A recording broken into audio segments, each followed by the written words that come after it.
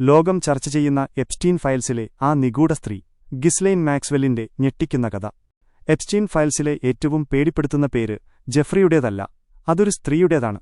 Ghislaine Maxwell. ആരായിരുന്നു ഈ സ്ത്രീ? എങ്ങനെയാണ് ഇവർ ഈ വലിയ ചതിക്കുഴിയുടെ സൂത്രധാരയായി മാറിയത്? എപ്സ്റ്റീന്റെ വെറുമൊരു ബിസിനസ് പങ്കാളി മാത്രമായിരുന്നില്ല ഈ സ്ത്രീ. ബ്രിട്ടനിലെ വലിയൊരു മാധ്യമരാജാവിന്റെ മകളായി രാജകുമാരിയെപ്പോലെ വളർന്നവളാണ് ഗിസ്ലെയ്ൻ മാക്സ്വെൽ. തന്റെ ഉന്നതമായ കുടുംബബന്ധങ്ങളും സ്വാധീനവും ഉപയോഗിച്ച് ലോകത്തെ ഏറ്റവും വലിയ പ്രമുഖരെ എപ്സ്റ്റീന്റെ അടുത്തേക്ക് എത്തിച്ചത് ഇവരായിരുന്നു.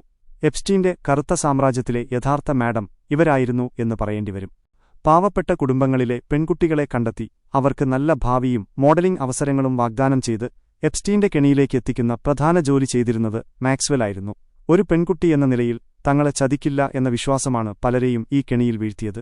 പെൺകുട്ടികളെ വിശ്വസിപ്പിക്കാനും അവരെ എപ്സ്റ്റീന്റെ വിചിത്രമായ ആവശ്യങ്ങൾക്ക് വഴങ്ങാൻ മാനസികമായി തയ്യാറാക്കാനും മാക്സ്വെൽ കൂട്ടുനിന്നു. ബ്രിട്ടീഷ് രാജകുടുംബത്തിലെ ആൻഡ്രൂ രാജകുമാരനെപ്പോലെയുള്ള ഉന്നതരെ എപ്സ്റ്റീന്റെ ദ്വീപിലേക്ക് എത്തിച്ചതും മാക്സ്വെലാണെന്ന് പറയപ്പെടുന്നു. എപ്സ്റ്റീന്റെ ദ്വീപിൽ നടന്ന ഓരോ കാര്യങ്ങളെക്കുറിച്ചും അവിടെ വന്നിരുന്ന അതിഥികളെക്കുറിച്ചും കൃത്യമായ അറിവുള്ള ഒരേയൊരു വ്യക്തി ഇവരായിരുന്നു. എപ്സ്റ്റീന്റെ മരണശേഷം ലോകം മുഴുവൻ തെരഞ്ഞത് മാക്സ്വെല്ലിനെയായിരുന്നു.